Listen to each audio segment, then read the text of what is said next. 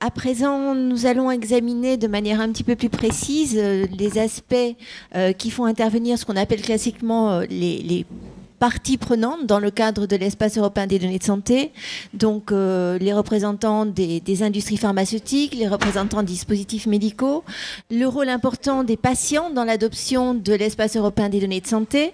Mais avant d'aborder ces différentes questions qui font l'objet de présentations par différents intervenants que je présenterai d'ici un instant de manière plus individualisée, il m'avait paru très intéressant de parler aussi des CHU et de la mise en place de plus en plus fréquente au sein des CHU d'entrepôts des données de santé.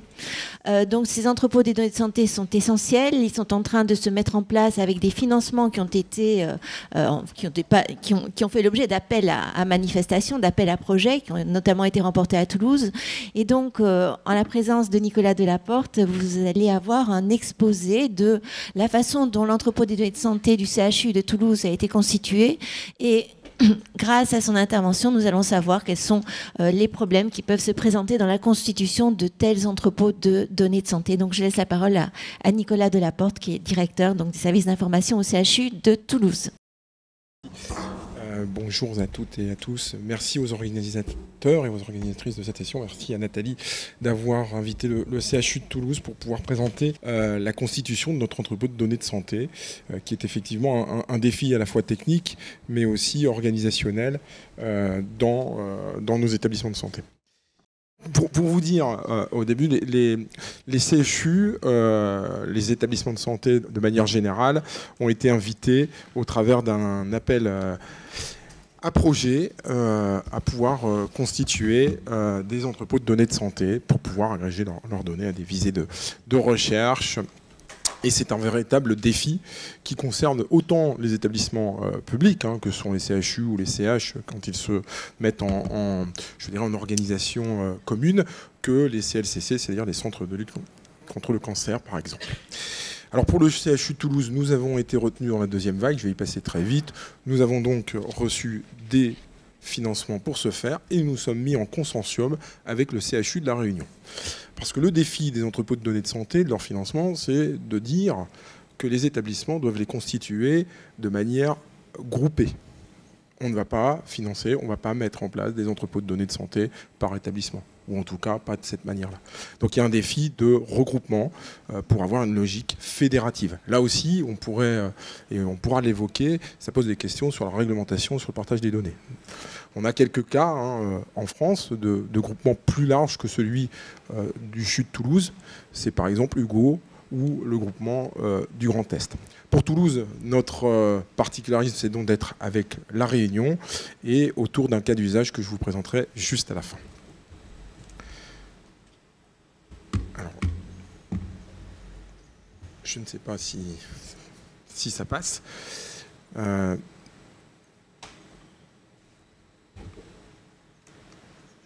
Ça charge.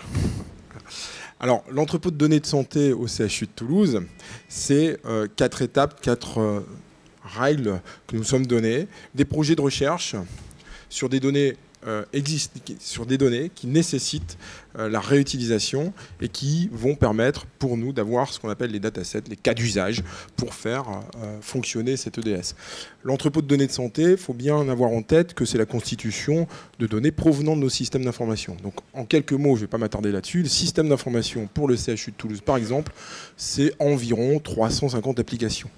C'est-à-dire 350 sources potentielles de données. Et là, sans rentrer dans la technique, vous voyez le défi. Tout à l'heure, on parlait de cadre normatif, on parlait d'interopérabilité. C'est un enjeu majeur à l'intérieur de l'établissement, mais aussi dans la constitution de son entrepôt et des partages entre les entrepôts eux-mêmes. J'y reviendrai juste après. On a bâti des études de faisabilité sur les recherches, sur les cas d'usage, et on le fera tout au long de nos projets. Des études autour de la stratégie d'optimisation, sur la performance, sur la nécessité dans l'usage des soins, mais aussi de la performance, je dois le dire ainsi, financière, c'est-à-dire qu'il faut que ça soit efficient et qu'on ait quelque chose qui fonctionne à la hauteur des attentes de nos investigateurs. Et puis des études qui nécessitent l'usage de l'EDS en dehors du soin eux-mêmes, de l'intelligence artificielle pour aller soit donner de la performance dans la valorisation, ce qu'on appelle le PMSI, c'est comme ça que ça s'appelle dans les établissements de santé. Là aussi, la source de données, les entrepôts de données peuvent nous permettre d'aller plus loin sur cette dimension plutôt administrative. Donc vous voyez bien une dimension très recherche, très soin, et puis une dimension plutôt d'efficience ou d'optimisation des séjours.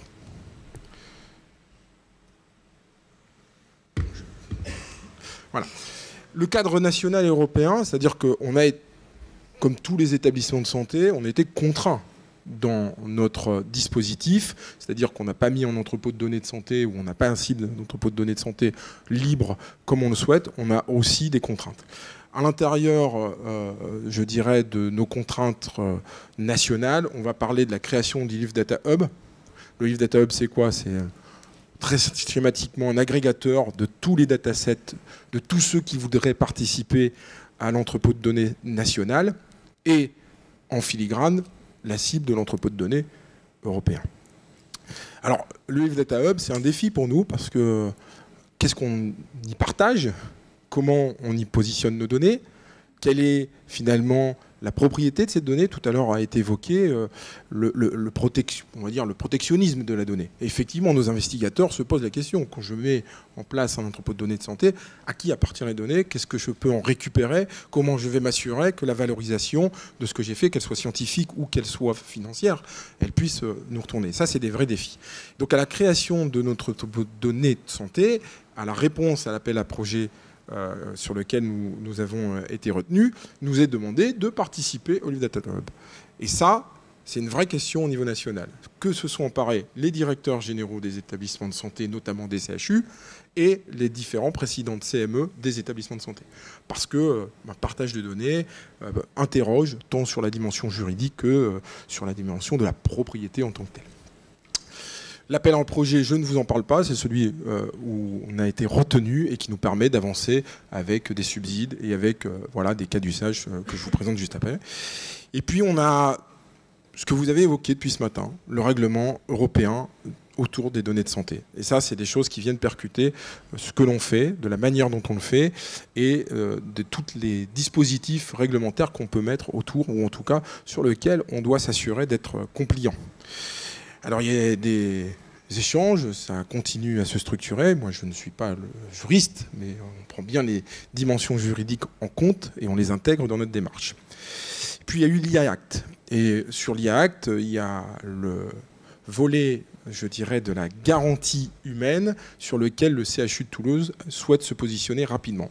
Alors pour nous, la garantie humaine, c'est quoi? C'est de s'assurer que soit sur les parties de recherche clinique, soit sur la partie de soins. Donc, je distingue bien deux choses. Excusez-moi de faire cette petite aparté. Vous avez l'entrepôt de données de santé à visée de recherche. Le sujet est assez clair. Et puis vous avez la dimension clinique, c'est-à-dire le soin quotidien, où là on va utiliser aussi les données, pas l'entrepôt, les données vivantes, pour faire de l'aide à la décision. Dans ce contexte-là, nous souhaitons mettre en place le collège de garantie humaine au sein du CHU, pour garantir que toute décision qui soit prise, que ce soit dans la dimension de recherche ou dans la dimension clinique, puisse être toujours pilotée par, je dirais, entre guillemets, un humain, donc un dispositif garantissant que c'est un médecin, un professionnel de santé qui prend les décisions ou qui valide les décisions. Alors on sera sans doute un des premiers CHU à le mettre en œuvre. C'est une dimension récente. On est, je dirais, très à l'écoute de ce sujet parce que c'est un défi pour nous et pour nos investigateurs et pour nos soignants.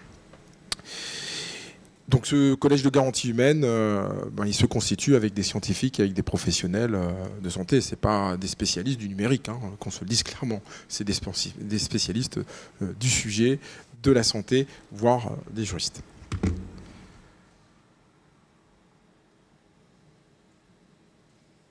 On a une feuille de route. Et vous voyez le défi que vous évoquiez tout à l'heure sur le temps de la législation, le temps de l'intégration de ces différents dispositifs législatifs, c'est le même sujet sur la partie technique. On a remporté cette vague il y a maintenant à peu près 1 an et demi, 2 ans, et nous sommes encore en train de finaliser les dispositifs techniques pour déployer cet entrepôt de données de santé au sein du CHU de Toulouse. Rappelez-vous, 350 applications qui discutent, je vais dire comme ça, c'est l'interopérabilité de manière absolument pas coordonnée. On le croit, hein, il y a des cadres d'interopérabilité, mais aujourd'hui, rien n'est contraignant pour les éditeurs, ou rien n'est réellement contraignant. Heureusement, Ma Santé 2022 a permis de mettre des dispositifs cadrants, mais il faut le temps qu'ils s'intègrent. Donc ces 350 applications doivent ramener ce qu'on appelle des datasets au sein de cet entrepôt, donc des sets de données anonymisés et qui vont permettre de faire des dispositifs de recherche. Donc on a ce défi technique et la constitution de l'entrepôt de données de santé lui-même en est une. Nouvelle technologie, contraintes techniques, contraintes réglementaires, et ça prend du temps. Et aujourd'hui, notre cible, c'est à la fin de l'année d'avoir le dispositif technique mis en œuvre, d'avoir le cadre de réponse au sujet réglementaire, c'est-à-dire d'être compliant au dispositif CNIL pour pouvoir labelliser notre entrepôt de données de santé, et puis on déroule après les cas d'usage, c'est-à-dire on montre que cet entrepôt de données est utile et qu'il permet de faire avancer la science. Excusez-moi, j'appuie sur le mauvais bouton. Donc, pour faire fonctionner cet entrepôt de données de santé, on n'a pas besoin que de technique, on a surtout besoin de gouvernance. Et pour monter une gouvernance qui fonctionne bien et qui garantisse qu'on réponde à tous les défis qui sont les nôtres, on a des instances institutionnelles dans nos établissements de santé, pilotées par la direction générale de l'établissement et la présidence de CME. Donc la présidence de CME, pour faire clair, c'est la présidente des médecins. C'est ce qui représente le corps médical au sein de nos établissements de santé. Donc c'est un peu le binôme avec le directeur général. On constitue un comité stratégique de données et de l'IA en santé, qu'on appelle le COSTRAT IA et EDS.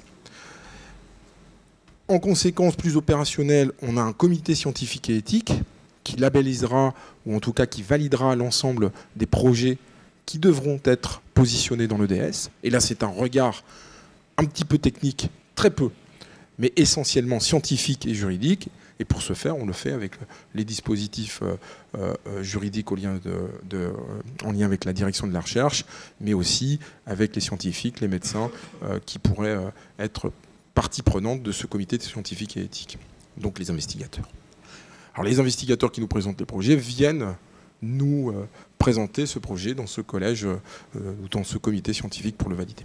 Et puis après, on a une équipe plus opérationnelle encore qui va être le guichet unique, essentiellement la DRI, la direction de recherche et innovation, pour pouvoir collecter dans les différents projets qui auraient besoin d'utiliser l'entrepôt de données de santé.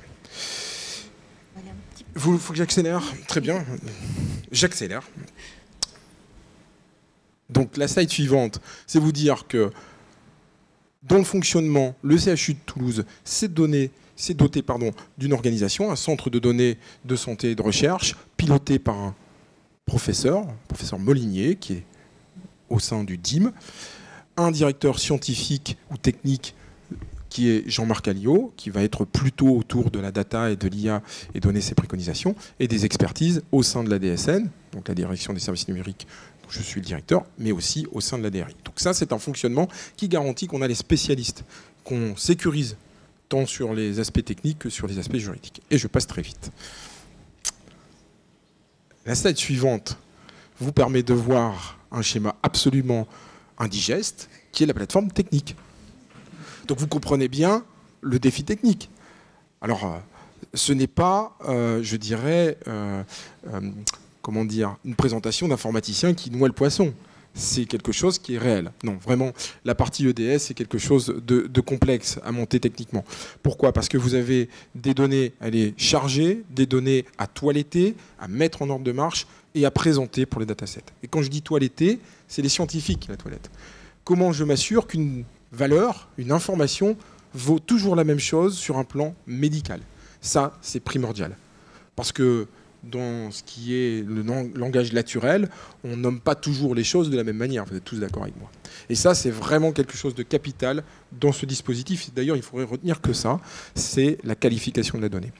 Et on a un défi, et je le dis, je prends quelques minutes pour le dire, dans nos établissements de santé, c'est toutes ces applications dont je vous parlais tout à l'heure.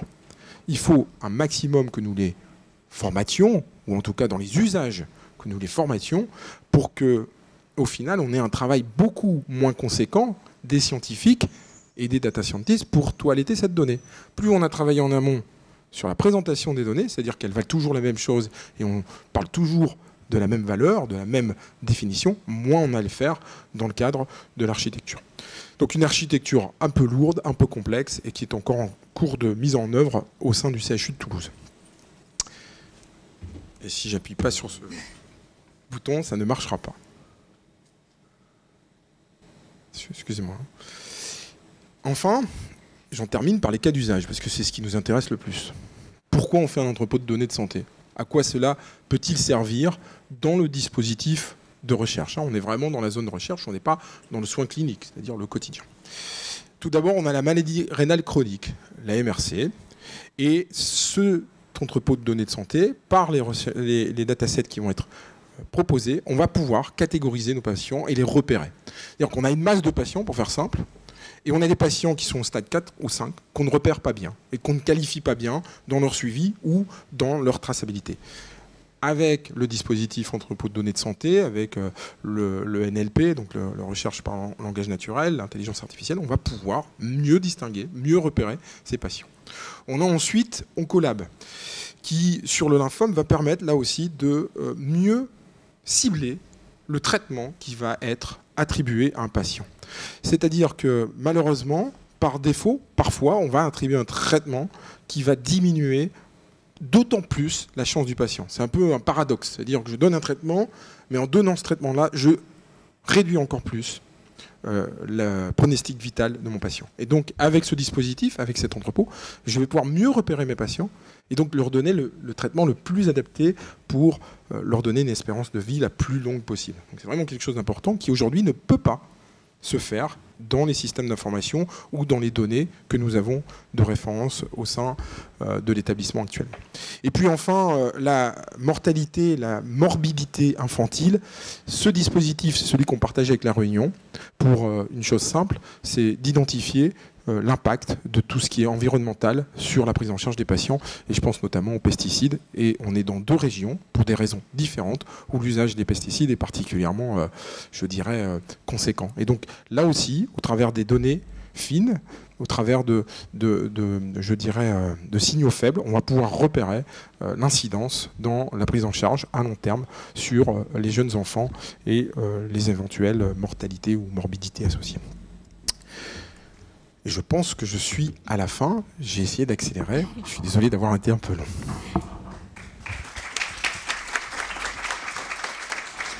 Oui, merci.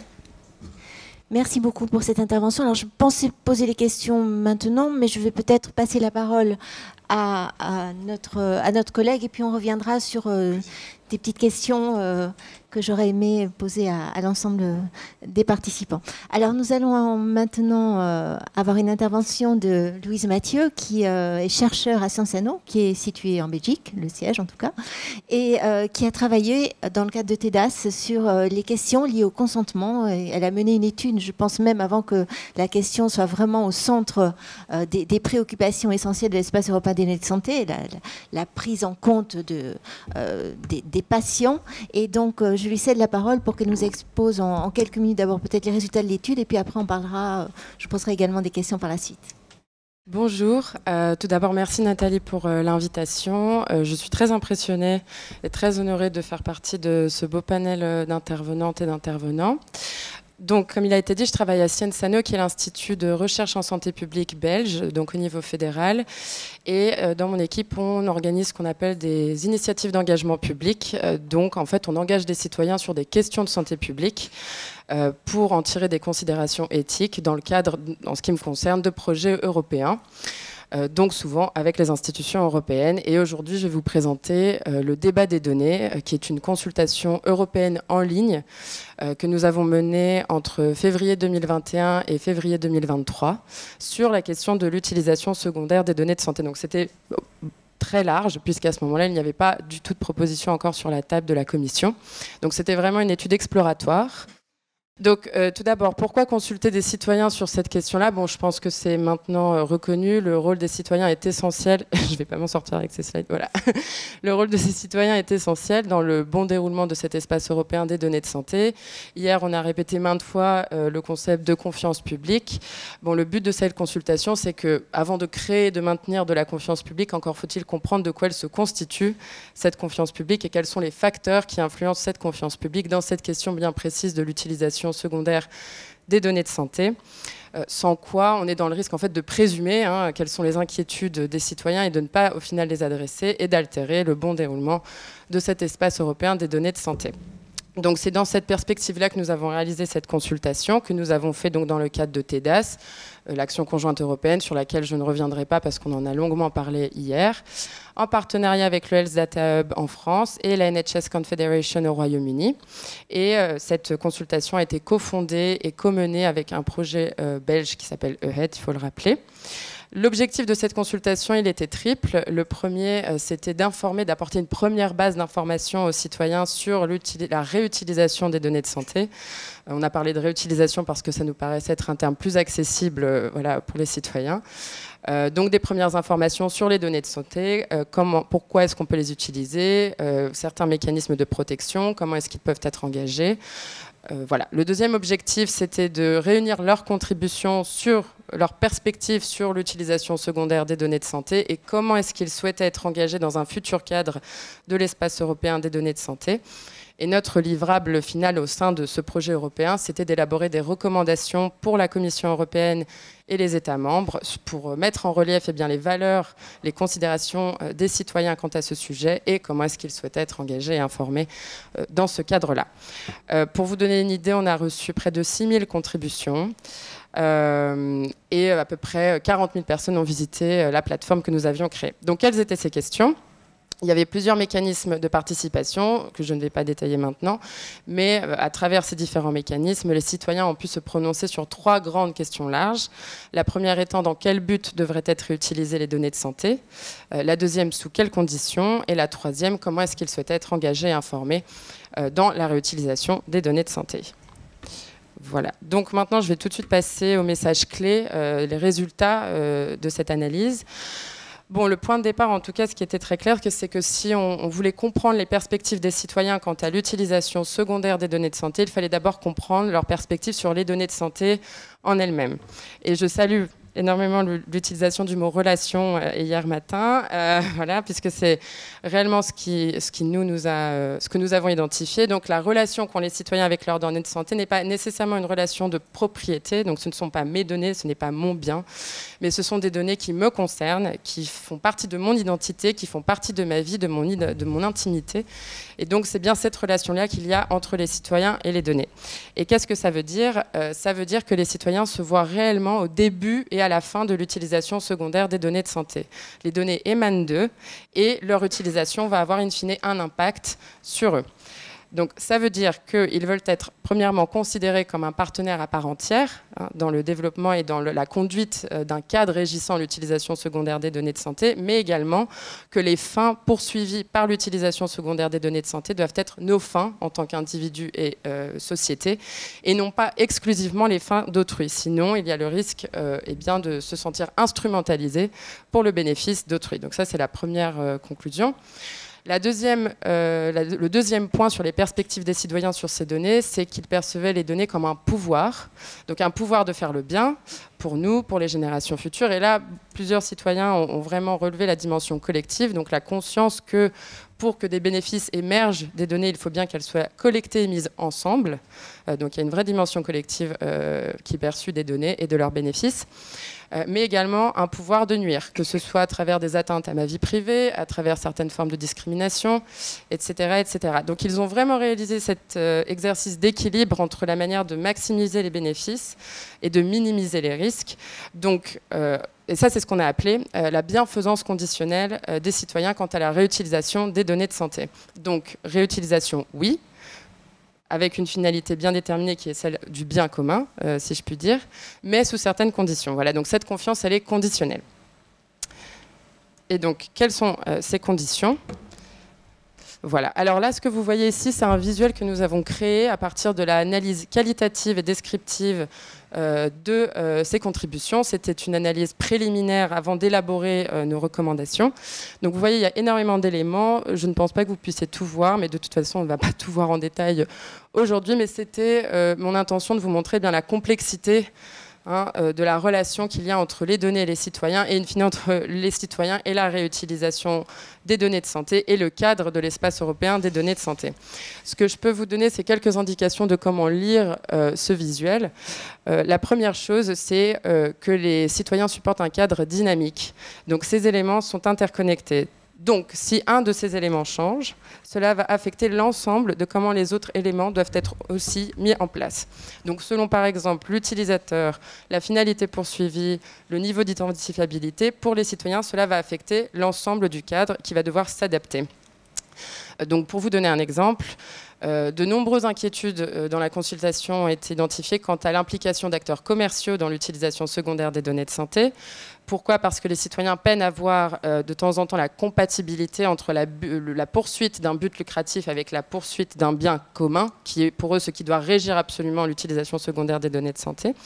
Et donc pour eux, lorsqu'un acteur commercial est impliqué, eh bien cela va impliquer peut-être plus de mécanismes de protection ou une anonymisation, etc., etc. Pour vous donner un exemple. Voilà. La deuxième chose, donc cette confiance, elle est variable. Donc la deuxième chose, c'est que nous avons utilisé ce symbole de l'infini parce qu'il représente plusieurs flux. Donc ce visuel peut être lu de gauche à droite et de droite à gauche, tout simplement pour exprimer que les citoyens pensent qu'ils ont la capacité d'influencer à travers leur perspective le cadre qui va être mis en place, et ce cadre lui-même en retour va nourrir les perspectives et les connaissances des citoyens en la matière. Donc il faut vraiment imaginer des flux constants. Et qu'est-ce que ça veut dire concrètement en termes d'engagement du public sur cette question? C'est que ce n'est pas un processus à une étape, avec un seul bouton, mais bien une nécessité d'avoir des opportunités d'engagement dans un processus continu, comme dans toute relation de confiance au final. Voilà. Donc, et donc c'est pour ça que le cadre doit être dynamique et que les citoyens doivent être impliqués à travers différentes opportunités. Et j'insiste sur le terme d'opportunité parce qu'il y a des citoyens qui ne veulent pas être engagés aussi dans l'utilisation secondaire des données de santé. Voilà. Donc, à partir de ce visuel, nous l'avons présenté à différentes parties prenantes nationales et européennes à travers des ateliers. Puis, nous avons élaboré 12 recommandations pour la Commission européenne, pour un cadre impulsé par les citoyens pour un espace européen des données de santé. En conclusion, je pense que la présence d'une consultation de cet ordre-là dans une action conjointe comme TEDAS montre bien la reconnaissance du rôle essentiel des citoyens. Ici, c'est un premier jet pour mettre en relief les valeurs de ces citoyens et de permettre de co-construire un cadre éthique, légal et sociétal autour de l'utilisation secondaire des données de santé. Et comme on est au début du développement de l'espace européen, au niveau national comme au niveau européen, il y a une réelle opportunité de mener à bien cette co-construction. Voilà. Merci.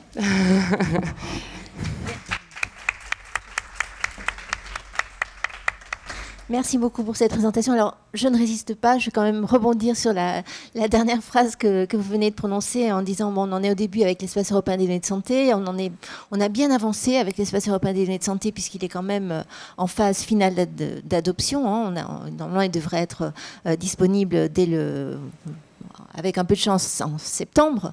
Donc ma question est, est-ce que d'après vous, la façon dont le règlement a été mis en place, est-ce qu'il tient suffisamment compte de la dimension patient?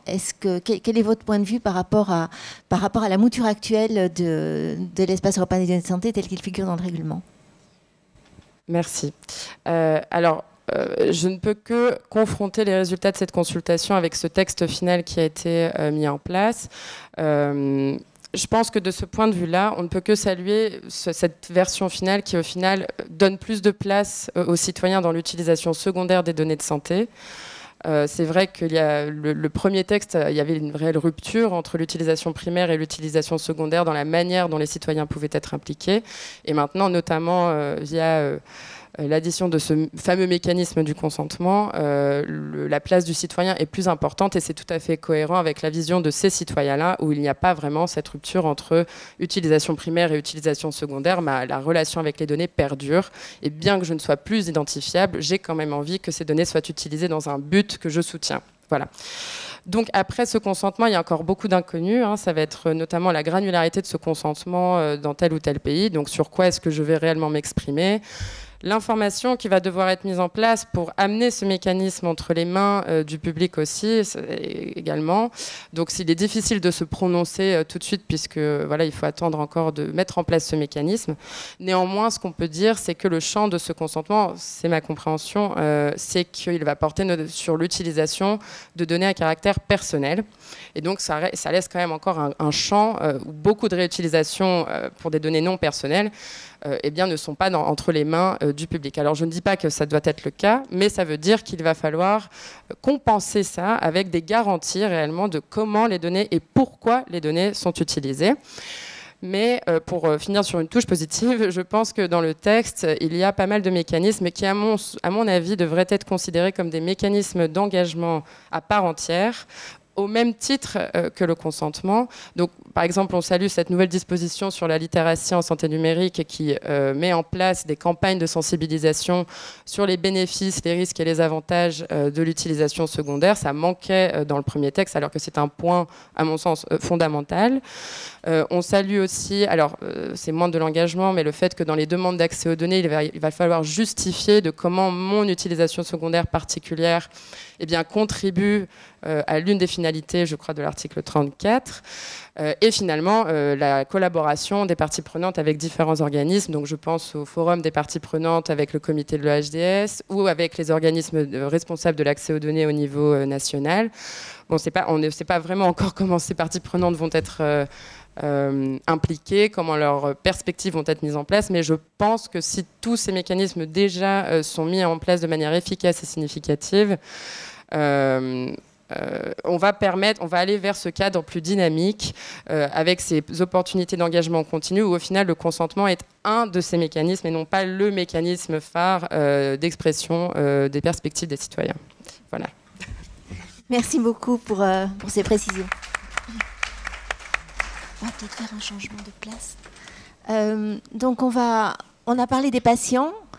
Dimension très importante. On va aussi parler des entreprises, puisque les entreprises sont partie prenante dans le rôle de développement et d'innovation. Le rôle des entreprises est fondamental. Et donc, Dora Talvar va nous faire une petite présentation, puis j'interviendrai également pour la relancer éventuellement sur... alors d'abord, Dora Talvar travaille donc au LEM, qui est les entreprises du médicament. Elle a un poste de responsabilité dans tout ce qui concerne les données personnelles et le numérique en santé, si je ne me trompe. Donc je vais lui laisser la parole pour nous exposer finalement quelle est la position des entreprises du médicament par rapport à l'espace européen des données de santé, ce règlement qui va bientôt être adopté. Et donc, je lui laisse la parole immédiatement. Merci beaucoup pour cette invitation. Donc le LEM, c'est effectivement l'organisation qui représente les entreprises du médicament en France. Le LEM regroupe aujourd'hui plus de 260 entreprises opérant en France et nous travaillons en lien étroit avec notre fédération européenne qui, à l'échelle européenne, représente ces entreprises, donc le FPIA. Les entreprises du médicament sont directement concernées par le règlement sur l'espace européen des données de santé puisqu'ils ont la double casquette de détenteurs de données et d'utilisateurs de données. Donc c'est vraiment ce chapitre 4 sur l'utilisation secondaire des données qui va directement les concerner et les impacter. Donc évidemment, le LEM salue et soutient l'objectif et les ambitions de la Commission européenne dans cette volonté, cette démarche d'accélérer, de faciliter le partage des données à des fins d'utilisation secondaire dans l'UE, dans l'objectif de favoriser la recherche, l'innovation. Étant donné l'impact que ce texte a pour les entreprises, c'est un texte que l'on suit de très près depuis le début. Nous avons eu l'occasion de remonter quand même des points de préoccupation que nous avons sur le sujet aux autorités à la fois européennes et nationales dans le cadre de l'élaboration du règlement et des négociations. Il se trouve qu'il y a encore certains points qui, à nos yeux, n'ont pas encore été résolus par le règlement. Nous savons toutefois qu'il y aura d'autres textes, donc des textes à la fois de la Commission européenne, donc des textes d'application qui vont venir préciser ce règlement, des guidelines, donc comme discuté hier dans le cadre de TEDAS, enfin TEDAS va être vraiment majeur pour déterminer les règles qui vont s'appliquer. Et aussi le besoin de mettre en ligne, enfin d'aligner la réglementation nationale. Il y aura aussi la législation nationale va aussi évoluer. Donc nous avons quand même encore beaucoup d'attentes dans le cadre de ces textes à venir pour clarifier les points qui doivent encore l'être. Et l'objectif vraiment, côté entreprise du médicament, c'est que ce système de l'espace européen des données de santé très ambitieux puisse atteindre ses objectifs en posant cependant un cadre opérationnel qui soit bien favorable à l'attractivité et la compétitivité de l'UE en matière de recherche sur le long terme. Alors, vous avez parlé de points de préoccupation, mais quels sont ces points de préoccupation ? Oui. Alors, il y en a plusieurs. Je vais en aborder quelques-uns étant donné le temps imparti. Donc, on a quand même des questions très opérationnelles, enfin à la fois juridiques et opérationnelles. Nous nous interrogeons sur le champ d'application territorial de ce règlement. C'est intéressant de noter que le texte de la Commission, dans l'article 1, prévoyait que le règlement s'applique pour le volet utilisation secondaire des données aux responsables de traitement établis dans l'UE. Il se trouve que cette disposition a été supprimée dans le texte de compromis. Donc, on se retrouve avec une définition très large de la notion de détenteur de données, sans définition claire du champ d'application territorial du texte. On a pu quand même obtenir un certain nombre d'éléments de clarification à travers les questions qu'on a pu remonter à la Commission européenne. On comprend, mais c'est sous réserve ensuite de l'acter, que le règlement n'aurait pas de champ d'application extraterritorial qui serait similaire à celui du RGPD et que du coup il ne s'appliquerait pas a priori à des entreprises par exemple américaines qui feraient des recherches dans l'UE. Donc si le responsable de traitement est hors UE, bien que les traitements, par exemple un essai clinique concerne des citoyens de l'UE, il n'y aurait pas cette obligation de partager les données qui s'appliquerait. Néanmoins, on a encore quand même des questions là-dessus, notamment dans le cadre des groupes internationaux, les entreprises qui opèrent à l'international. Pour nous, il reste quand même des points à clarifier et c'est quand même un sujet majeur de savoir quel est le champ d'application d'un texte. Également des interrogations sur les catégories de données dont vous aurez noté que les définitions sont quand même très très larges à l'article 33. C'est intéressant de réaliser qu'il y a quand même des catégories de données qui vont être définies par leur source, donc données des dossiers médicaux, d'autres par leur finalité, les essais cliniques, d'autres encore simplement par leur nature, des données génétiques. Donc c'est quand même des catégories qui sont encore très larges. Il faut impérativement les définir de manière plus précise pour s'assurer que c'est vraiment des données à la fois utiles, de qualité, qui vont intégrer ce système et pour apporter aussi de la visibilité aux acteurs, aux détenteurs de données à venir et une sécurité juridique. Ensuite, il y a le sujet de la propriété intellectuelle, dont il a déjà été question ce matin. Donc, on est bien dans ce règlement sur une obligation de partager des bases de données. C'est quelque chose de très nouveau, cette obligation pour tous de partager finalement toutes les bases de données de santé. C'est vrai que la proposition initiale de la Commission européenne ne disait pas grand-chose de la protection de l'API. Donc les institutions européennes, dans le cadre de l'examen de ce texte et de sa négociation, ont quand même pris la mesure du sujet. Néanmoins, pour nous, les garanties qui sont proposées dans le texte de compromis ne sont toujours pas suffisantes. Il se trouve que ce qui est prévu dans le texte de compromis, le texte du coup vraiment stabilisé désormais, c'est un rôle quand même vraiment déterminant du Health Data Access Body, qui va, évaluer s'il est pertinent de protéger les bases de données, et deux, les modalités de cette protection. Donc le texte dit vraiment il appartient à l'organisme responsable de l'accès aux données de déterminer si les mesures sont nécessaires et appropriées. Donc on s'interroge quand même dans tout ça sur le rôle que va avoir aussi le détenteur de données. Est-ce qu'il va bien être aussi entendu lorsqu'il fera valoir la nécessité de préserver ses intérêts? Donc, voilà, je voudrais quand même insister sur le fait que les droits de pays, c'est vraiment quand même la clé de voûte aussi de l'innovation, de la compétitivité, de l'attractivité de lieux. C'est vraiment, voilà, on sait qu'un essai clinique, si je prends l'exemple des essais cliniques, c'est des investissements colossaux sur plusieurs années, entre le début du développement d'un médicament, enfin la recherche exploratoire, et la fin d'un essai clinique, c'est 10 ans. Un essai clinique, si on inclut à la fois le volet préclinique clinique, c'est 5 ans, mettons. Donc c'est quand même des enjeux, des investissements massifs, et il est important, encore une fois, pour préserver l'attractivité de lieux en matière de recherche, que les entreprises aient la garantie de la protection aussi de ces données pour le temps nécessaire ensuite à leur exploitation.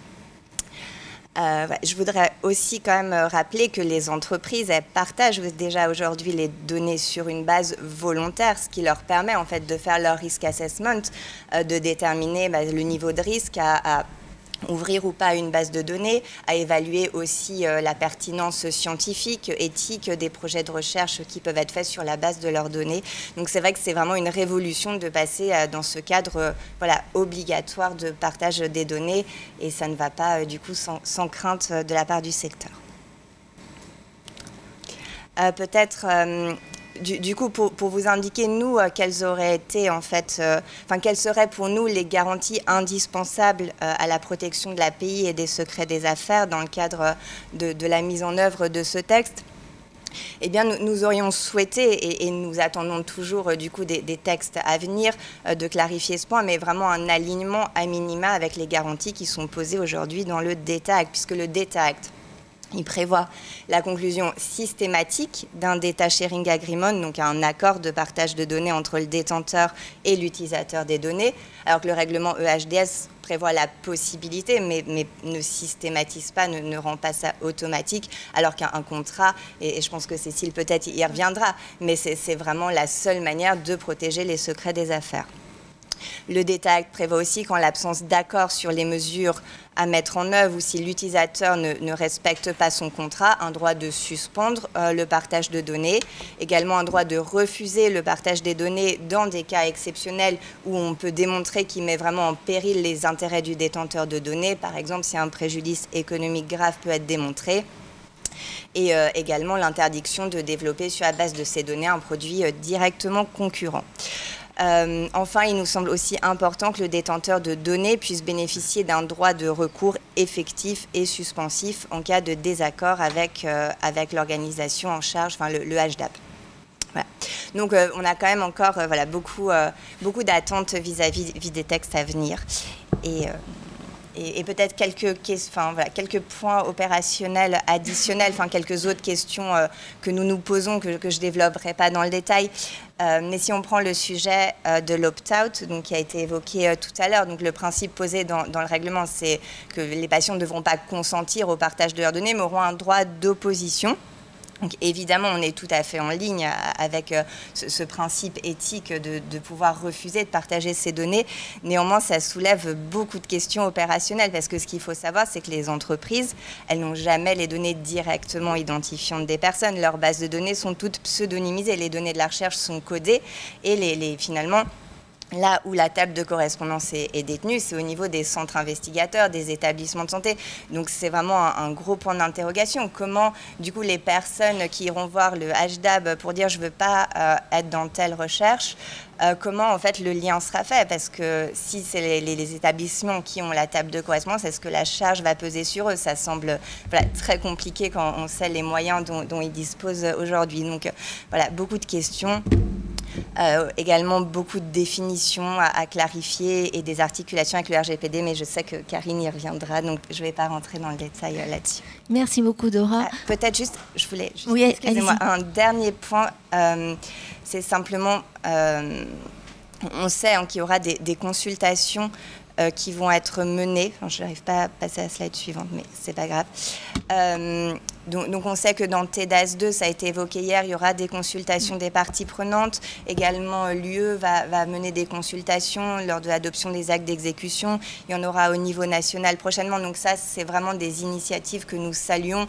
Notre objectif, c'est vraiment de co-construire avec les autorités cet espace européen des données de santé, encore une fois, pour qu'il soit opérationnel et pérenne. Merci beaucoup. Donc effectivement, je vous laisse, mais je comptais rebondir sur cet aspect-là par rapport à tout ce qui doit encore être fait pour garantir une mise en œuvre qui soit compatible avec les exigences des industries, ce qui est aussi important. Donc une association des représentants des industries au niveau des médicaments et des dispositifs médicaux est aussi très importante. Et il y aura normalement une collaboration pour clarifier un certain nombre de points, et grâce notamment à TEDAS. Donc merci beaucoup pour votre présentation.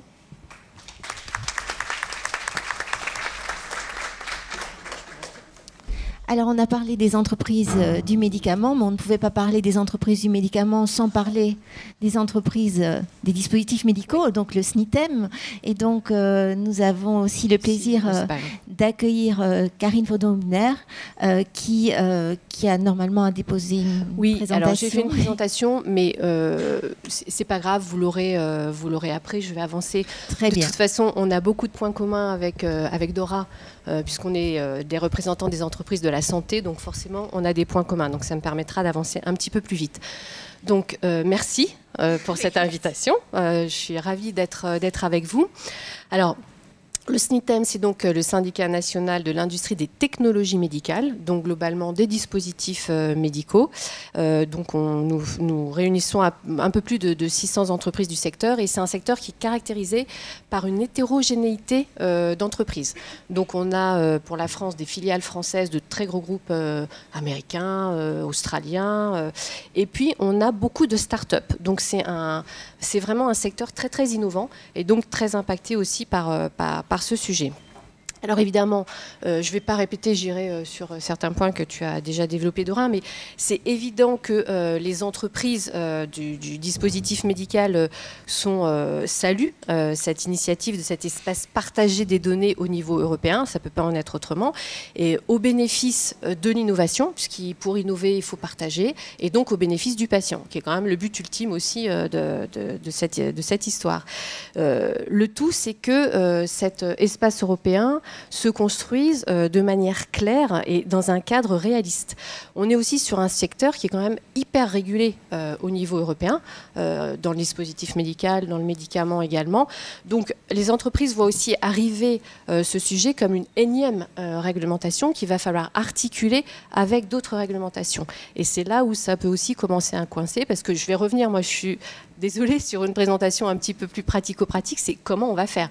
Sur le principe, on est d'accord, il n'y a pas de sujet, puisque les entreprises du dispositif médical sont également détenteurs et utilisateurs, donc elles vont bénéficier aussi de cet espace européen, mais elles vont quand même être assujetties à des obligations dont elles ne mesurent pas encore vraiment comment elles vont les mettre en place. Donc voilà, on est très heureux d'accueillir cet espace européen des données de santé, mais le tout, c'est qu'il faut que ça se passe de manière assez claire et articulée avec les autres. Donc il y a certains enjeux pour nos entreprises qui pourraient du coup mettre en difficulté la mise en œuvre du règlement de manière efficiente, on va dire. Alors, il y a des enjeux autour des définitions. Dora l'a dit, je ne vais pas réinsister, mais effectivement, les données qui vont devoir être partagées, en tout cas pour le DM, c'est très explicitement écrit à l'article 33, puisque ce sont les données de santé électroniques à caractère personnel générées automatiquement grâce aux dispositifs médicaux. Donc autant vous dire que c'est extrêmement large.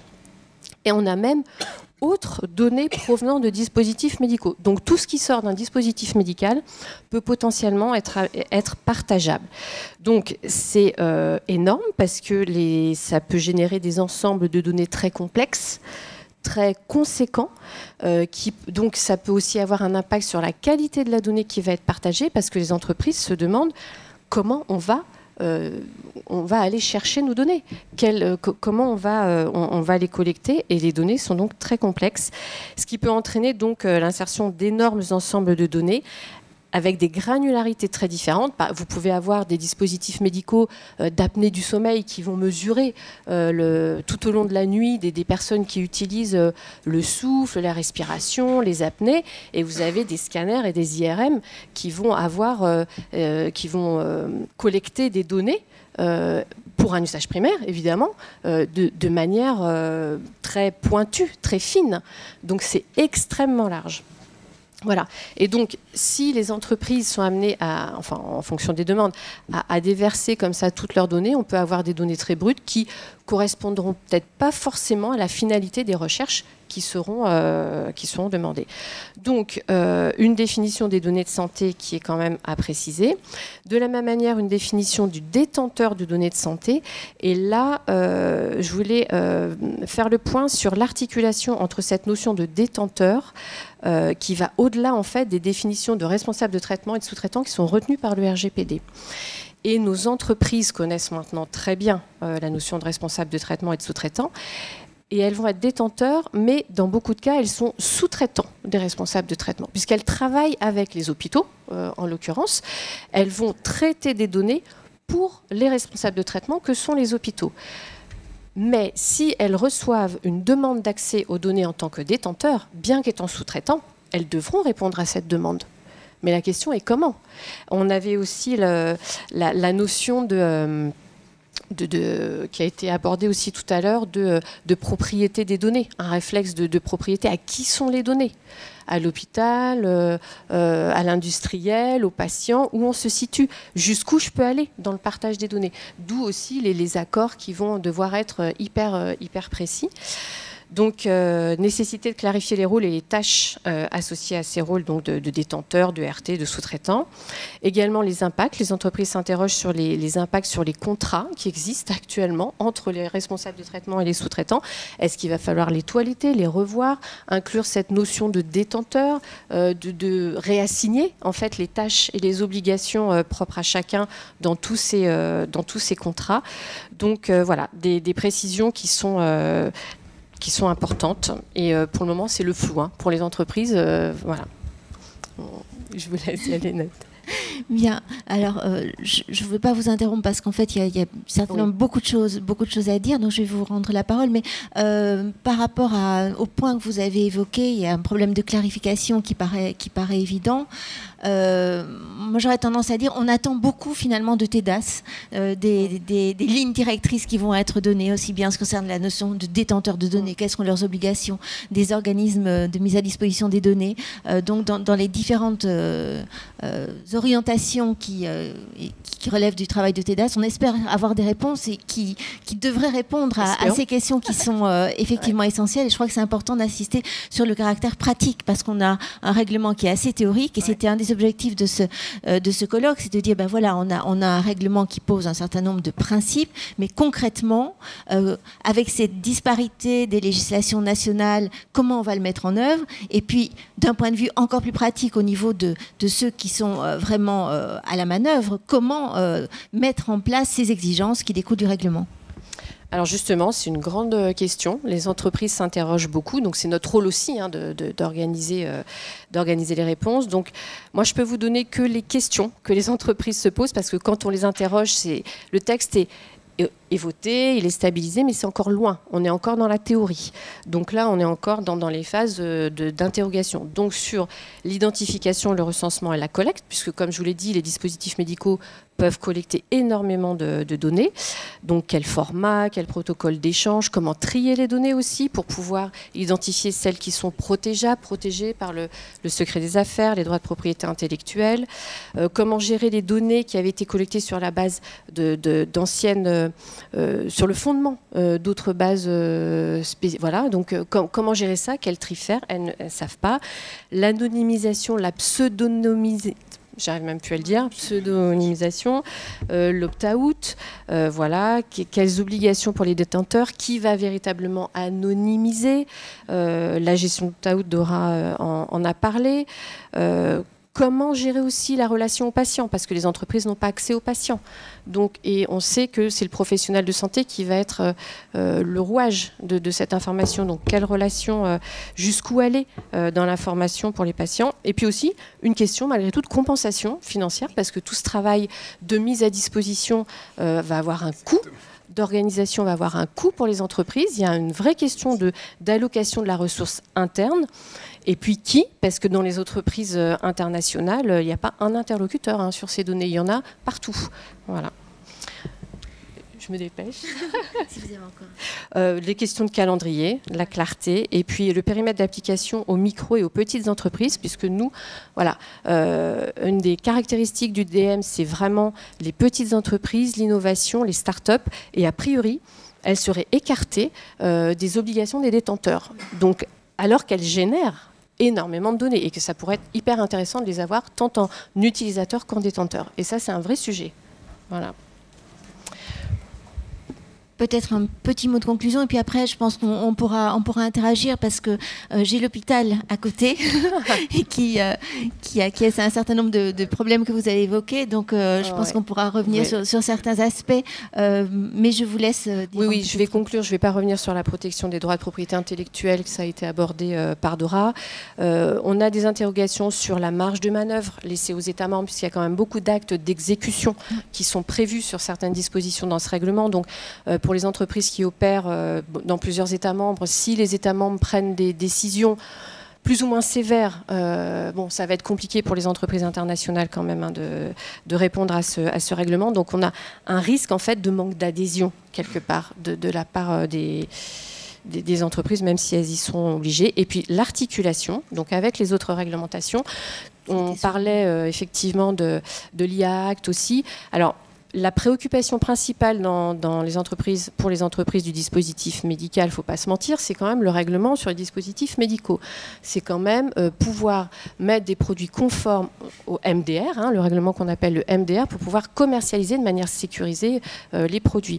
Et se rajoute donc le HDS, qui est donc dans le prolongement du RGPD, du DGA, du DA, donc tous ces textes très transversaux, avec des textes sectoriels verticaux très puissants dessus, et ça devient confusant dans beaucoup de situations. Donc, je ne veux pas être pessimiste parce que c'est très très bonne chose, mais il y a énormément de questions. Voilà. Bien, merci beaucoup. Alors, je vais tout de suite laisser la parole à Cécile Théard-Julliard, mais où vous pouvez peut-être vous rapprocher pour qu'on vous voit au niveau de la caméra, peut-être que ce sera un petit peu mieux. Alors, on a parlé de propriété intellectuelle, on a parlé de secret d'affaires, et quand on est avocate spécialisée dans ces questions, je pense que c'est un sujet particulièrement sensible et délicat de traiter des accords entre industriels, comment protéger les données. Donc, on a la chance d'avoir une spécialiste de ces questions. Bonjour à tous, je suis Cécile Théard-Julliard, je suis ravie d'être là. Merci beaucoup pour l'invitation, Nathalie. Je suis complètement en ligne avec tout ce que vous venez de dire. Moi, dans mon quotidien, c'est d'aider les entreprises, notamment de la santé, et il faut être pragmatique. C'est-à-dire, tout ça, c'est très intéressant, c'est enthousiasmant, notamment pour les juristes intellectuellement riches. Quand on vient sur le terrain, ça donne le vertige. Il y a des éléments très concrets, c'est-à-dire qu'il y a des entreprises qui doivent faire le choix entre la conformité et l'innovation. C'est-à-dire qu'elles attendent de se mettre en conformité pour assurer une forme de survie première, sinon elles n'existent tout simplement pas. C'est ça la réalité des affaires, en fait.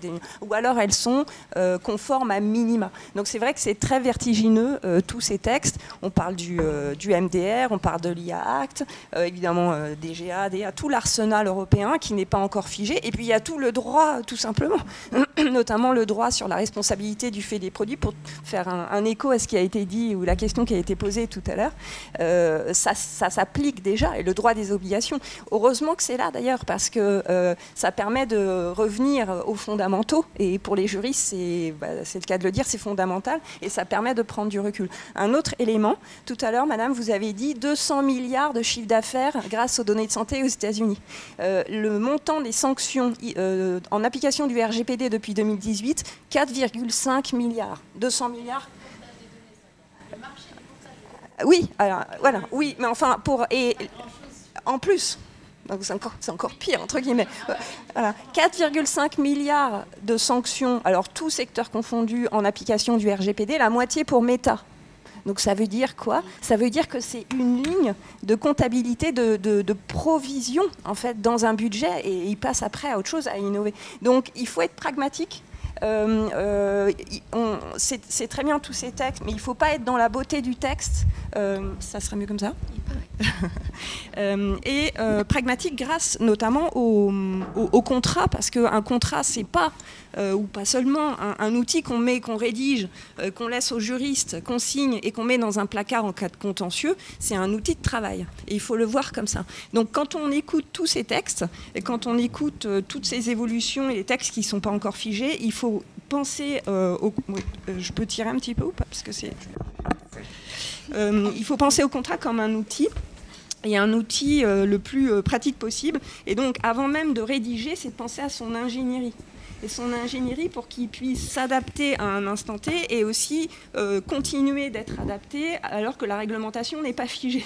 Donc ça veut dire un système modulaire. Là, je ne vous parle même pas du contenu, mais c'est dans la structure même du contrat, avec des annexes, des options, des addendums, faire quelque chose de pragmatique. Et si c'est possible, modéliser pour investir et après amortir l'investissement dans la rédaction. Et puis dans les contrats, il y a le contrat qu'on rédige à partir d'une feuille blanche entre un hôpital et un industriel, et puis aussi les contrats de la réutilisation des données qu'on se verra un peu imposer, qu'on pourra peut-être négocier à la marge. Là, Sanofi vient de négocier avec OpenAI un contrat. On imagine qu'il s'agisse d'un contrat très personnalisé, mais il y a aussi toutes les sociétés. On rechange. Il faut mettre plus haut. Toutes les sociétés qui partent des modèles de contrat d'OpenAI. Et pour en avoir vu quelques-uns, je peux vous dire qu'ils regardent le RGPD et l'arsenal européen avec une forme de distance. Par exemple, prennent certaines clauses, des clauses contractuelles type pour les transferts hors UE, mais pas toutes. Enfin, c'est vrai qu'il y a une forme de distance réglementaire. Oui. Je l'ai vu, je peux vous confirmer. Après, ça se négocie, mais parce que c'est quelque chose de global, c'est vu dans la globalité. Donc ça, c'est très important de l'intégrer et pour aider les entreprises. La propriété intellectuelle ou secret des affaires, bien entendu, élément majeur. Ça va faire partie des éléments à sécuriser dans le contrat. Une entreprise a besoin d'être financée, et notamment les startups, et les financeurs vont regarder la conformité réglementaire, mais également sur quelle tête se repose la propriété intellectuelle ou le secret et comment c'est sécurisé. Donc, pour revenir au PowerPoint, mais il n'est pas disponible. Bon, je m'en souviens. Donc, on a plusieurs types d'accords. Vous avez l'usage secondaire des données qui va découler effectivement de ces espaces. Donc on va relever des règles sur l'espace européen des données de santé, par exemple, le DGA, le DA, également le RGPD, l'IA Act, etc. Et puis vous aurez les accords hors espace européen des données de santé, bilatéraux, multilatéraux, qui relèveront du cadre réglementaire applicable. Sur les espaces européens, clin d'œil à Toulouse, il y a l'espace européen des données de santé, mais il y a une quinzaine d'espaces qui vont pouvoir interagir, et notamment un tout récemment lancé, qui est l'espace européen des données spatiales, qui a été lancé début mars et qui là poursuit son chemin sous forme de groupes de travail. Il y a notamment des groupes de travail qui se consacrent aux données de santé et aux activités de santé. Par exemple en épidémiologie, étude des flux de pollution, là je rebondis sur ce que vous disiez monsieur, la santé connectée, la télémédecine. En fait il y a énormément de données, de nos données personnelles qui circule là-haut. On n'en a pas forcément conscience, mais c'est assez puissant. Et cet espace sera transversal avec les autres espaces, et notamment l'espace européen des données spatiales. Voilà. Je ferme la parenthèse, mais c'est important de le savoir, parce que enjeu d'interopérabilité, enjeu de gouvernance, ça ne sera pas des data lakes compilés, hein, ça sera vraiment des flux à gérer. Donc, un certain nombre de questions pour en revenir à cette thématique des contrats. Peut-être que je pourrais prendre mon ordinateur. Qui va faire quoi dans le contrat? Quelle garantie... Merci. Excusez-moi. Quelle garantie... merci. C'est juste le temps de faire...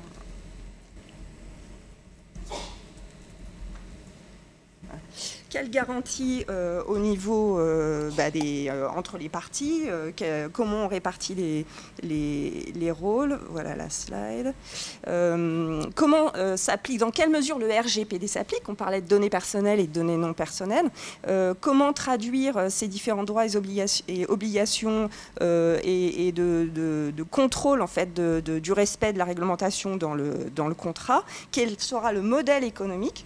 On parle de à qui appartient la donnée, comment on valorise. En droit français, il y a quand même un principe qui est maintenant dans le marbre, c'est l'interdiction de cession à titre onéreux des données de santé, c'est pénal.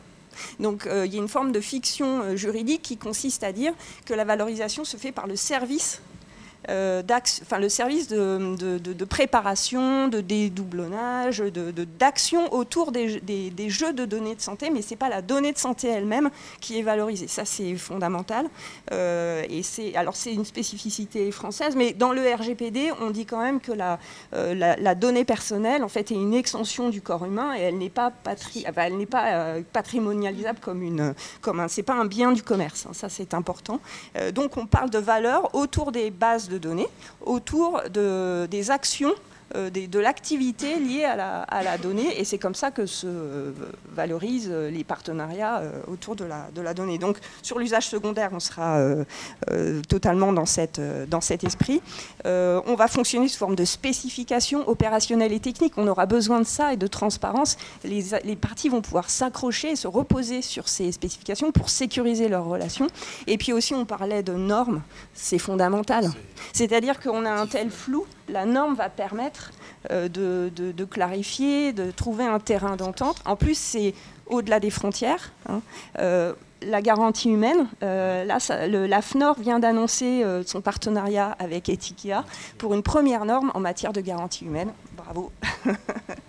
Je pense à Jean-Louis qui en fait partie. Bon, voilà, les entreprises ont besoin de ces outils concrets et ça va être répercuté dans les contrats. Donc le contrat, ça va être une sorte de jeu d'équilibriste entre ce qu'il va falloir concrètement rappeler, ce qui va être implicite, ce qui va être à moitié dit mais volontairement pour ne pas produire des contrats qui font 200 pages parce qu'on n'en a pas besoin. Voilà, donc c'est un travail je dirais de personnalisation, de discussion. La certification va également permettre de sécuriser les relations.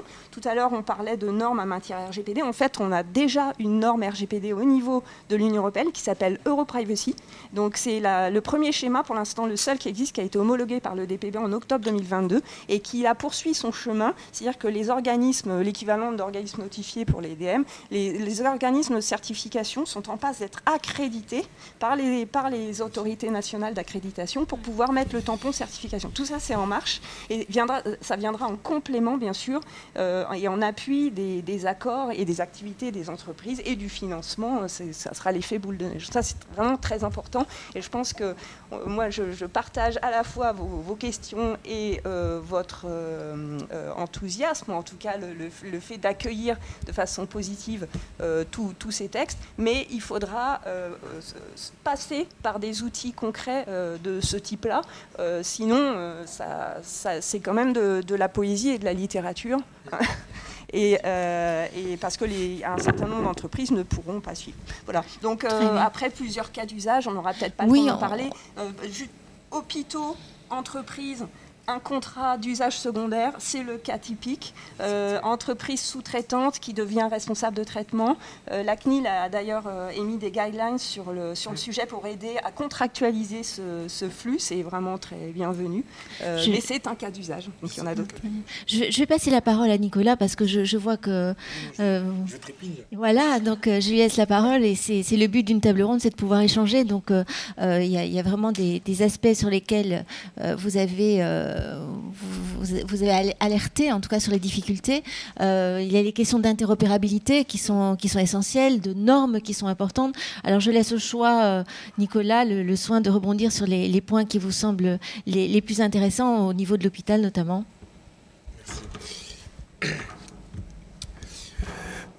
Merci. Il y a beaucoup de choses à dire. Je vais pas monopoliser la parole, mais vous avez parlé de vertige. Oui, en effet, on a aussi le vertige. Parler des entreprises, effectivement, vous vous armez, et c'est normal juridiquement, pour pouvoir répondre, contractualiser. Mais pour les hôpitaux, c'est aussi complexe. C'est complexe parce qu'on a un nombre de dispositifs, de recherche, d'équipements, enfin tout ce que vous voulez, conséquent. Et on est parfois désarmé aussi devant cette complexité juridique ou cette longueur à voir sortir les textes. On parlait d'innovation tout à l'heure.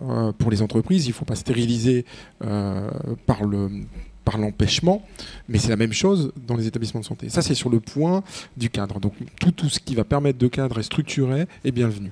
Si on descend dans la dimension technique, on peut se dire que l'interopérabilité, c'est très technique, c'est de l'échange. Non, mais c'est un cadre d'échange, de sécurisation de la donnée et de parler de la même chose. Pas de doute, pas d'ambiguïté, une fois qu'on a le cadre fixé. Ça, c'est essentiel. Et puis un troisième point sur lequel je répondis très vite, mais qui est essentiel aussi pour nous, c'est la valorisation. Il y a la valorisation, bien entendu, je dirais, des entreprises, mais il y a la valorisation de nos investigateurs, de ce que nous faisons. Et c'est très complexe dans le partage de la donnée de dire comment valoriser les choses. Parce que pour arriver à de la donnée utile, il y a un travail scientifique conséquent. Il y a un travail de mise en forme conséquent. Et c'est vraiment un débat de fond que nous menons au niveau national pour trouver dans les dispositifs à la fois de l'État, on parle de l'ONDAM, etc., qui sont la valorisation des hôpitaux au travers des dispositifs financiers classiques, comment nous allons arriver à financer nos entrepôts de données de santé, à financer les défis de l'innovation sur ces sujets. Voilà, il ne faut pas penser, je le dis ainsi, que les hôpitaux sont loin de ça ou n'ont pas à se préoccuper de ces sujets réglementaires, au contraire. Et pour rebondir sur ce que vous venez de dire, ça pose la question de la valorisation par la propriété. Est-ce que c'est la bonne solution ? C'est une question parce que, par exemple, si on parle d'IA, est-ce qu'on devient copropriétaire d'un système d'IA parce qu'on y contribue sous forme de données ? Par exemple, l'hôpital qui voudrait devenir copropriétaire avec l'éditeur du système d'IA ou de ses améliorations parce qu'il a contribué. En réalité, moi, ce que je vois sur le terrain, c'est que cette question via la propriété devient inextricable parce que l'éditeur veut garder la propriété de son logiciel d'origine et certes l'a fait progresser grâce à son partenaire, mais veut en rester propriétaire. Et ce qui fait que ça se résout très souvent par un système d'usage exclusif. Donc on revient sur l'usage. Usage de la base, usage des données, usage de l'outil à des conditions préférentielles. Ça fonctionne. Et donc c'est là que le contrat va aider, bien sûr, parce qu'il va mettre en musique ce droit d'usage préférentiel pendant une certaine durée, par exemple. Ça peut fonctionner. On a besoin d'outils de ce type-là. Et autre outil important, de la part des autorités réglementaires, par exemple de la CNIL, et elle le fait déjà très bien, elle va devoir s'adapter au nouveau cadre européen, c'est un système de méthodologie de référence. Ça, c'est très pratique pour les entreprises. Elles ont besoin de guides de ce type-là. Elles rentrent dans les rails ou pas. Bon, elles font ce qu'il faut pour y rentrer et après elles s'y tiennent. Et ça, c'est un outil d'accélération du processus de négociation assez formidable. On n'a pas ça partout en Europe. Donc ça pose la question aussi de l'alignement, de l'adoption de ce type de MR à un niveau plus élevé que la France pour l'interopérabilité, pour la fluidité des échanges et puis la souveraineté européenne, et voire plus, dans le cadre de la recherche et de la valorisation du travail des entreprises. Voilà. Non, mais sur le sujet de la contractualisation, parce que pour moi, c'est pas tout à fait la valorisation. La valorisation, elle est plutôt hospitalière dans ce qu'elle fait. Sur le sujet de la contractualisation, merci de vos mots parce que c'est très compliqué. Comment on va pouvoir mettre un dispositif qui arrive à valoriser le temps médical, je reviens toujours sur le temps soignant, c'est pas le temps technique, c'est le temps soignant, d'apprentissage d'un algorithme ou de perfection d'un algorithme, qui est le sujet du moment. La plupart des sociétés qui viennent travailler avec nous, et c'est normal, viennent pour dire, voilà, on va entraîner, on va moderniser, on va le faire ensemble. Mais dès lors qu'on évoque des sujets de valorisation de ça, c'est absolument complexe. C'est absolument complexe, c'est de la propriété intellectuelle, ça l'est, ça ne l'est pas. Alors le meilleur moyen, c'est ce que vous avez décrit. C'est-à-dire, du coup, on est dans l'usage. Et puis on trouve des dispositifs d'usage minorés financièrement, etc. En tout cas, c'est le cadre qu'on a trouvé aujourd'hui. Je ne désespère pas qu'on puisse trouver d'autres leviers. permet de contourner, ce qui permet de ne pas violer le principe de non-valorisation à titre onéreux des données. Exactement. Alors, je laisse pour quelques minutes à peine peut-être aux participants à la table ronde la possibilité d'ajouter quelque chose, ou sinon une fois que voilà, à Dora, et puis après je laisse la parole à la salle parce qu'il doit y avoir certainement, j'imagine, des questions de la part de la salle, Jean-Louis notamment, et puis on verra s'il y a des questions par Zoom, et puis après il faudra conclure puisque nous avons déjà nous sommes limite au niveau du temps. Oui, c'est vrai que le contrat, c'est un outil formidable quand on est sur un partage volontaire des données. C'est vrai qu'on a encore du mal à bien comprendre comment ça va s'articuler avec ce mécanisme d'obligation de partager les données. Là, ce qu'on voit, c'est qu'effectivement, un des outils de protection des détenteurs de données pourra être le contrat, ce ne sera pas forcément systématique, et on sait que la Commission doit travailler sur des modèles non nécessairement contraignants. Donc je pense que là-dessus, voilà, il faut aussi voir comment les choses évoluent. Parce que c'est vrai que, voilà, encore une fois, on est un petit peu dans un changement de paradigme. Oui, aujourd'hui, le contrat, c'est l'outil de partage. Demain, avec le HDS, on a maintenant une obligation de partager les données. On ne voit pas encore bien quelle sera du coup la marge de manœuvre des parties en termes de négociation. Et elles devront quand même avoir des contrats pour aménager ce que le texte ne prévoit pas. Tout à fait. Bien. Vous avez tout à fait raison. Merci beaucoup. Alors je pense qu'il y a une question de la part de Jean-Louis. Je vais passer le micro.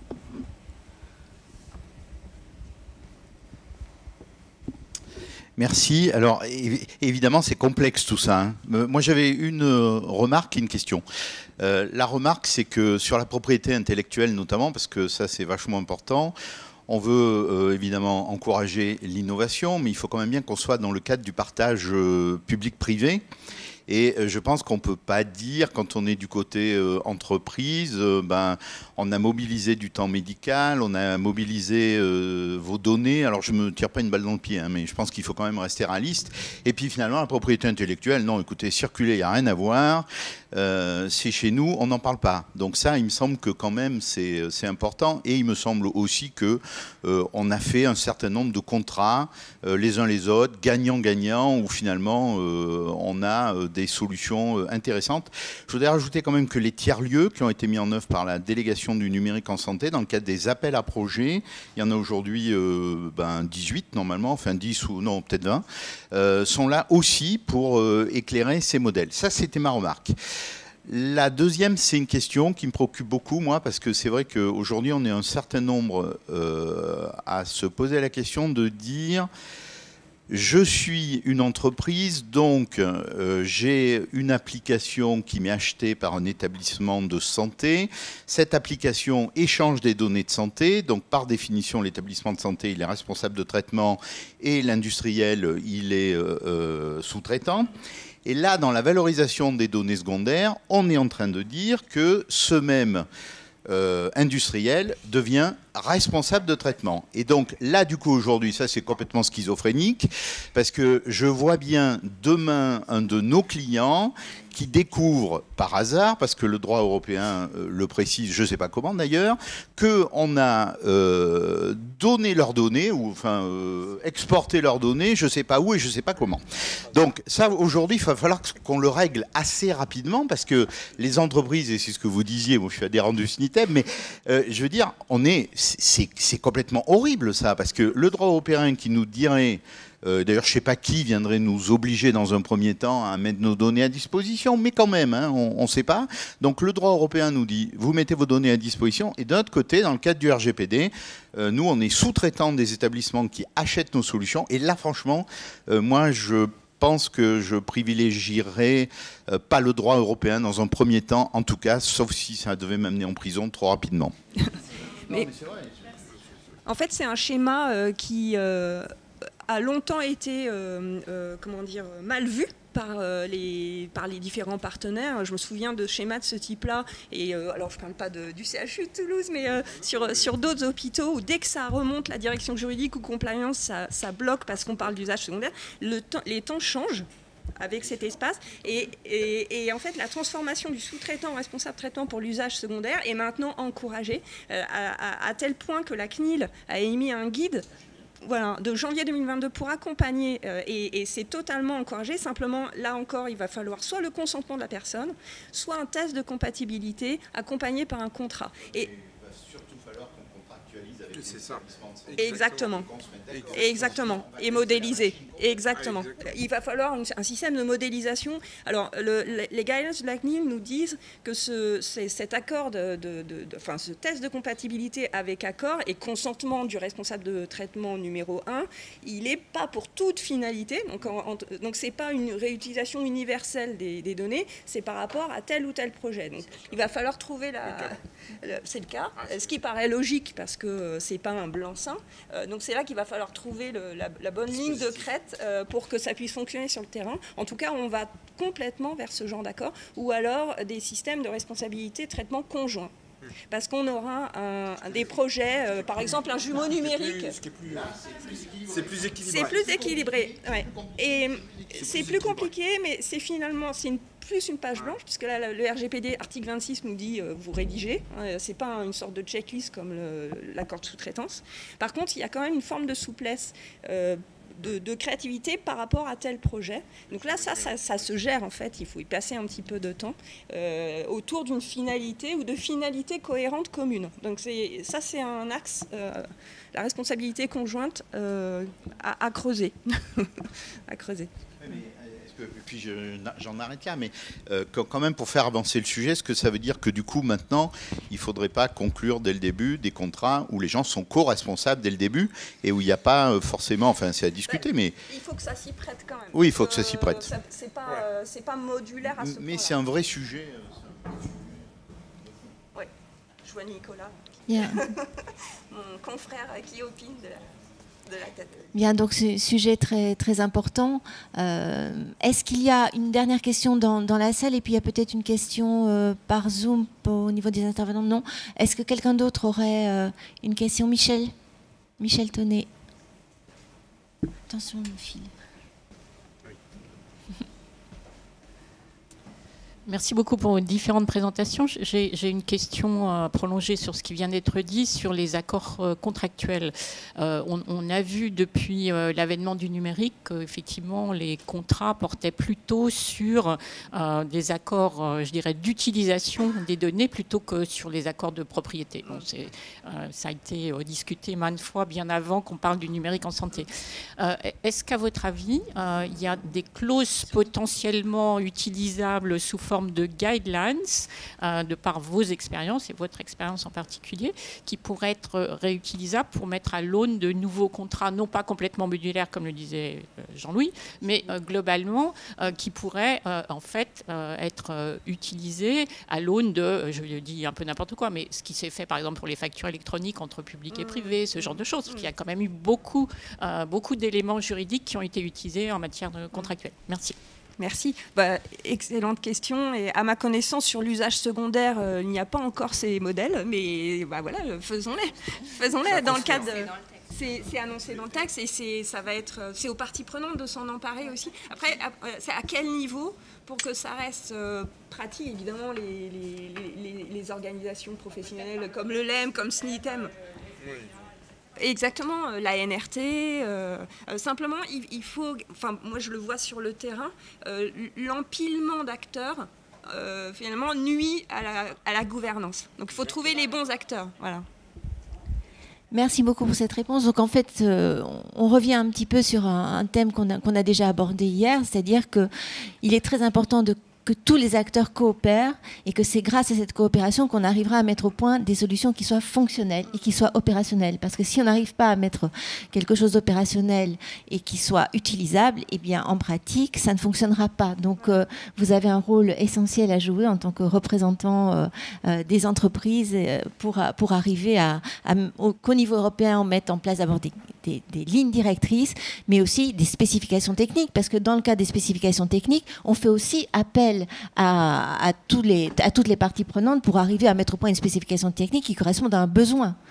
pour qu'elles soient utilisées. Donc le rôle des spécifications techniques, à défaut de normes européennes, puisque la norme européenne ce serait idéal, mais on sait que c'est compliqué, on sait que le CEN est surchargé, donc on en vient aux spécifications techniques. Mais spécifications techniques, donc ça implique la commission, mais ça implique aussi que les parties prenantes participent à la mise en place de ces spécifications techniques.